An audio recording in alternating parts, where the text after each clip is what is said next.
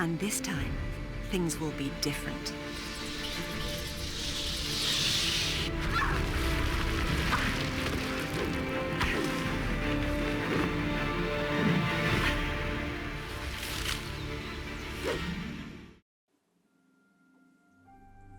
Cześć i witam Was w nowym odcinku z serii Tomb Raider Anniversary. Tak jak obiecałem, zacznę nagrywać odcinki Time Trial i przy okazji też będę Wam pokazywał, jakie były komentarze od twórców, tak żebyście mogli się trochę dowiedzieć, co i jak w tej grze było robione. Wejdziemy do Peru i pierwszy zacznę od tych diamencików fioletowych z komentarzem, później będzie można zrobić na czas.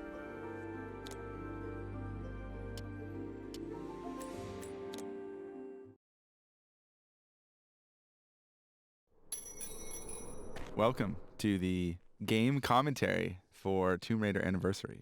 I'm Jason Botta, the creative director for Tomb Raider Anniversary. And I'm Toby Gard, the original designer from the first TR1. Ah, you were the creative director. Give yourself some credit. There's only 6 of us, though. I mean, we don't have such grand titles back in those days. But, yeah. So, in terms of the opening sequences of the original game, the whole thing was leading up to sort of the whole wolf extravaganza that happens, where it was kind of the big reveal of Lara Croft. And obviously, some of that wasn't really appropriate anymore. People know who Lara was, so... it enabled us to actually be able to show Lara in the intro, in the foyer in Calcutta, and obviously we didn't have to go quite so crazy with the wolf bit with the big towels flying off of her and stuff. And I think the essence of that whole cinematic and whatnot is the same, sort of an introduction to the main characters of the game and sort of sets up what the entire game is about.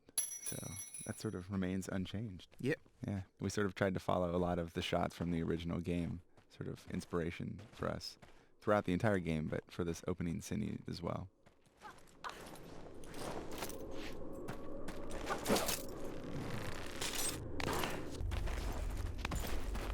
So I remember when we were first putting together the design for Tomb Raider, and I found that it was pretty disturbing how many games, how much there was of killing in games. Basically, so many people killing each other mindlessly. You know, you walk up to some chap, and just because they're from a different country, you can gun them down, and that seems to be perfectly reasonable. So in TR1, I felt like, apart from the fact that I didn't think we could do very good humans at the time, like other human enemies, it seemed to me like a much nicer thing to do to have the enemies be animals, sort of, you know, vicious animals like bats and rats and things. Which is ironic because I think now most people would consider killing animals way crueler than killing people. It is, yeah. I mean, pretty much, yeah, the worst thing about it is, of course, they're all endangered species. None of this occurred to me at the time. To be honest with you, I just thought, great, we're not killing humans hardly at all. What a great selling point. When we redid it, we went and we looked at the animals in TR1, and they weren't very mean looking, which made killing them even worse. I remember my teddy bear model was very cute. That's right. So we consciously tried to sort of go back and make the animals much more vicious this time around, so you didn't feel so bad about killing them. You can maybe only lose about an hour of sleep instead of all night. So this was one of the rooms, the Wolf Bridge room, essentially. So early on in the game, in the original Tomb Raider, where it's really just, hey look, there's going to be some big baddies that you're going to fight at some point, but you're able to sort of stand above them and shoot them to death. Lara's so mean. Yeah, well, or you could just leave them alone, I suppose. There was nothing really going on in that room in the original TR1, and I was sort of pushing for us to simply, you know, just skip this room on the remake because it wasn't particularly significant. But yeah, I think visually it was one of the more sort of recognizable areas from TR1, though. So we wanted to keep it, but sort of changed it a little bit. So I think it was you that had the idea, right, of breaking the first bridge, so that you fall down into the wolf area. Yeah. So really, basically, make life difficult for the animal lovers. Right. You have to kill the wolves now, or they kill you. The people who didn't kill the wolves, didn't snipe the wolves, basically get the worst deal.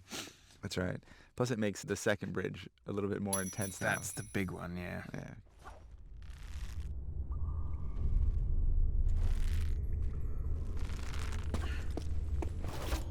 So this room in the original, it was the goal to try and create a sense of reality to sort of the progression. Like we had to separate Peru into 4 levels, but when we were designing them, we made them so that they were supposed to fit together. We tried to keep the big door at one end, and then you'd be popping out on the other side into the new level. So they were very continuous, essentially 4 continuous massive levels, but they were split into chunks.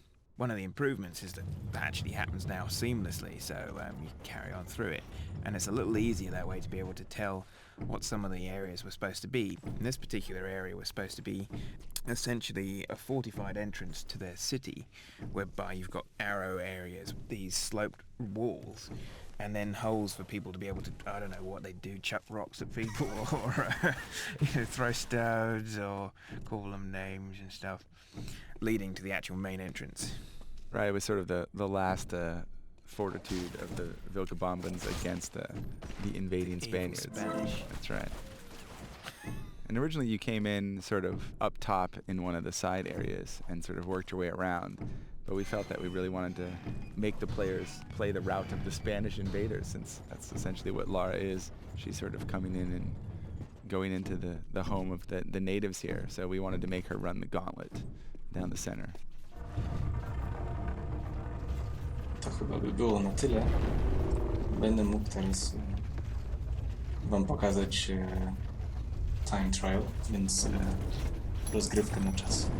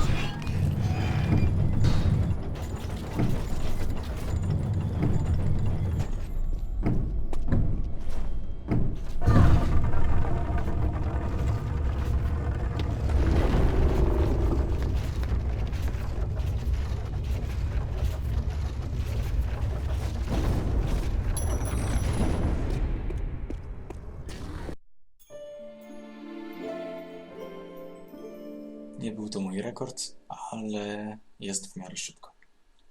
Więc to by było chyba na tyle.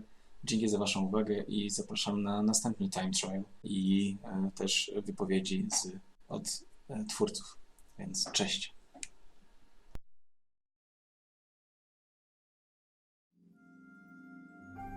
Cześć i witam Was w nowym odcinku z serii Tomb Raider Anniversary Time Trial.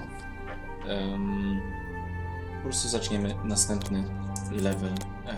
Tak jak wtedy zaczniemy od komentarzy twórców, a później spróbuję time trial zrobić. Tutaj widzimy 5 minut 28. Spróbuję gdzieś się zbliżyć do tego czasu.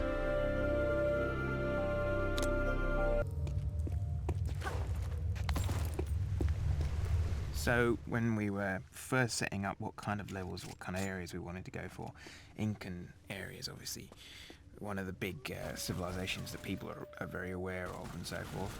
At the time, the actual Vilcabamba itself hadn't been discovered when we made TR1. It literally was a lost city of legend where the Incans disappeared to, and the Spanish supposedly didn't get to it. I mean, actually, I think that the current theory is the Spaniards did find it, killed everybody in there. But anyway, so by the time it comes to a remake, they've actually found Vilcabamba. It doesn't look anything like this for some reason. I don't know why, but yeah. Yeah, when we came to sort of remake this village area, one of the things that was interesting was when Toby was like, we're going to remake the village, and everybody was like, there's a village? Where? And I think it was sort of one of the things in TR1, because of the way they built it, sort of the fact that there was this village where everyone lived was sort of unclear. So we really wanted to sort of reinterpret the idea of there being a village to sort of clarify that to the user that, oh, look, it's actually a town and a civilization, and there are these little huts. So we sort of kept the individual areas that were in there the same, but we completely relaid it all out and made a big wide open space in the middle where you could sort of see everything all at once and get the real sense that there was a civilization that lived in this area.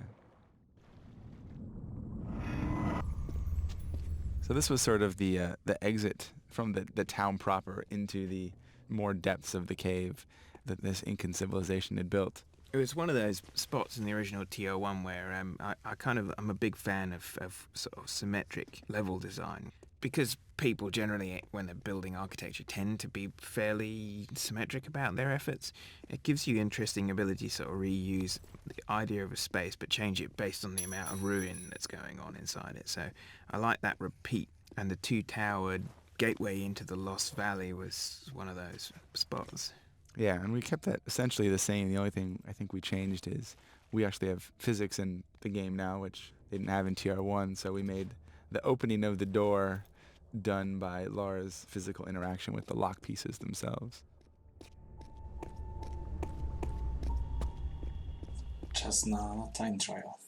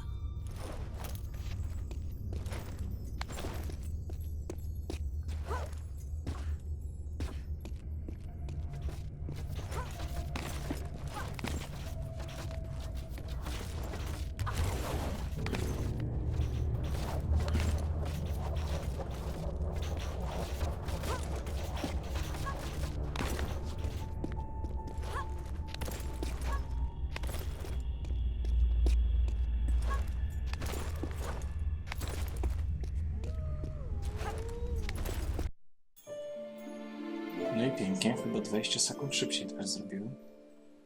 Dobra, dzięki za waszą uwagę i widzimy się w następnym odcinku. Cześć!